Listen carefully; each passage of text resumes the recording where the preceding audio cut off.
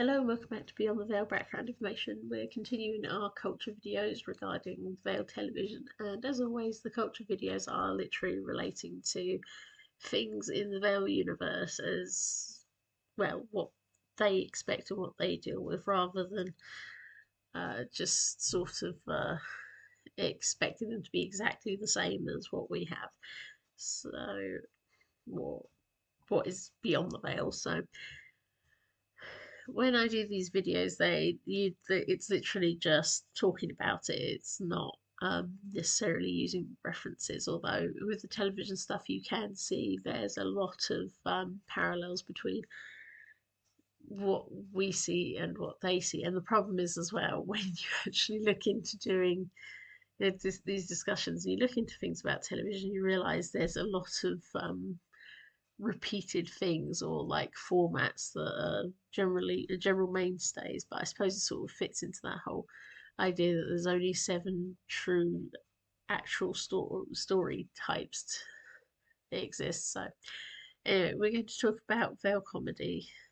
So I'm just going to get straight into it. You know, what's a sign of a democratic society, a truly democratic society? Satire. If you're a political party that can accept people aren't going to accept your ideas all the time, they're going to take the piss out of everything you do because you're in the public view, then they need to have that form of comedy to balance things. You'll note there is no satire on the fallen archipelago because that's a form of comedy that requires a government that doesn't have a fragile ego. Quote from Reciprocity. Comedy is one of those things that the Veil thrives with.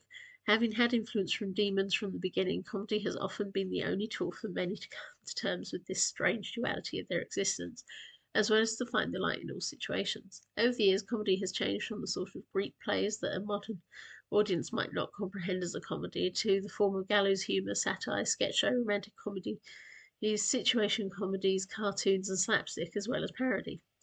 In the Veil, comedy has often been the one way in which demons have been able to appear on television to most, because comedy undergoes fewer aggressive censorships and tends to exist not to be taken seriously. Of course, it's not an easy subject to discuss with the noble circle. The general manner of the vampires mean that their ego and mean that they're egotistical, and it's a sensitive ego really, can mean that they suddenly come down hard on satire or comedy that's felt to be taking too much liberty over their controllers. But comedy has always been the way for everyone who was not a vampire to make their plights about their lives, make others laugh about their lives, and casually poke fun at the vampires. Comedy has always been a mix of intelligent and dumb, catering to all audience, often with a good mix of everything and thriving off laughter, but also making people clap their hands in agreement. Initially, comedy was shown in the television as live performances on variety shows, just to introduce a few characters. Then through the comedians on quiz games, and mostly through the children's cartoons, where everything is encouraged to be fun. Gallows humour was something very common in the Vale, with everything about them being linked to demons, and with the night predators being so prevalent and vampires in charge. Gallows humour was often on late at night and given as a sort of relief for everyone aware of the fact they were in a position of power that never looked to change. Certainly, this developed more as information and stories coming from the Vale about experiences of the purists and whatnot were developed, and that was when the first comedy program developed. It was rather grimly about a bunch of the various beings the purists had been again stuck in a camp, where they knew they were all going to be eaten by a dragon.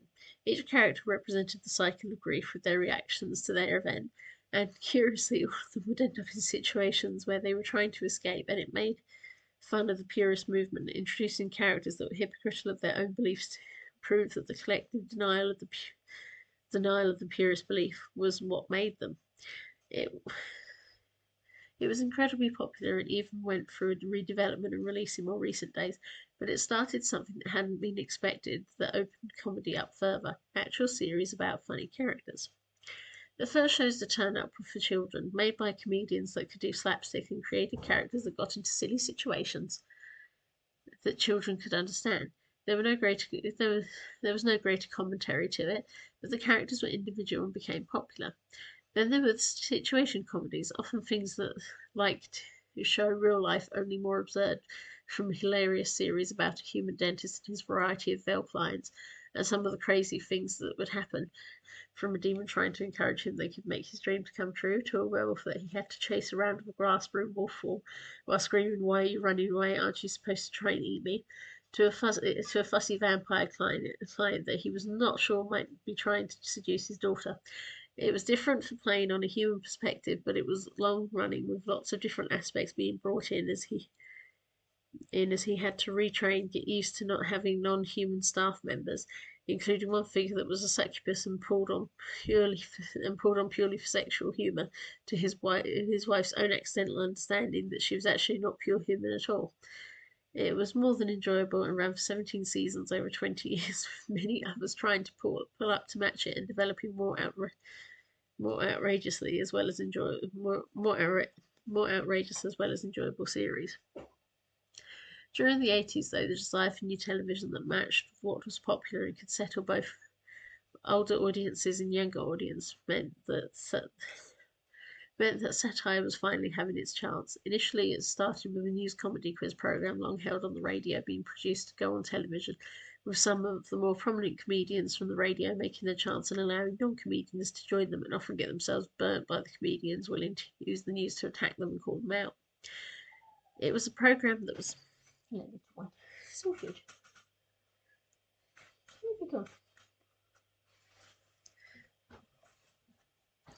Hello. Hello, Storm. You going to stand on my laptop there? Please try not to. Yeah, look, I'll push the laptop back a bit and then you've got a bit more room. There we go.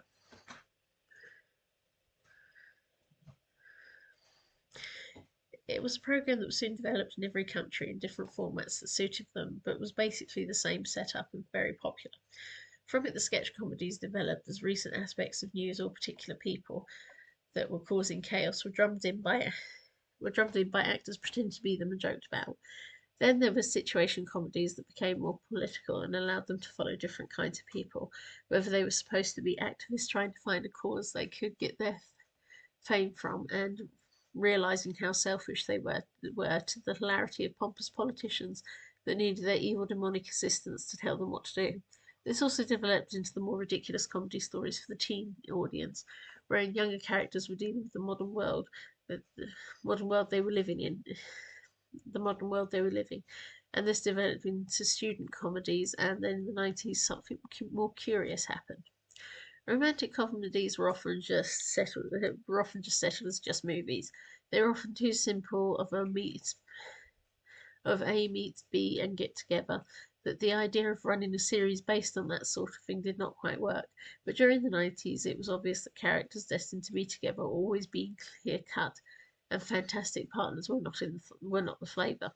The youth wanted more realism and less the perfect couple, and soon romantic comedies mixed the situation comedies to create stories about a group of terrible choices for partners trying to find partners. There were comedies about the lives of other sexual orientations too, and as comedy had become a place where demons were permitted to work and be seen for what they were with ease, so it became a place for the LGBTQ plus community to not only share their histories but their experiences, particularly at a time when outside the veil there was still a massive issue and fear of non-hetero characters. There were then comedy specials for stand-up comedians and more quiz shows that mixed in with comedy, to the point that for most countries in the Vale, Friday nights were where comedy happened, to gear others up for a relaxing weekend and taking the piss out of a hard, unpleasant week. However, comedy on Vale television is much the same as comedy outside the Vale. It's been targeted by political parties as destabilising when its whole existence is to poke fun at everything, and the screams of one side being more biased than another, or that distasteful jokes making fun of minorities have always existed in it and are constantly being recognised and apologised for. Comedy is pretty much the same in and out of the veil. Thank you very much for listening.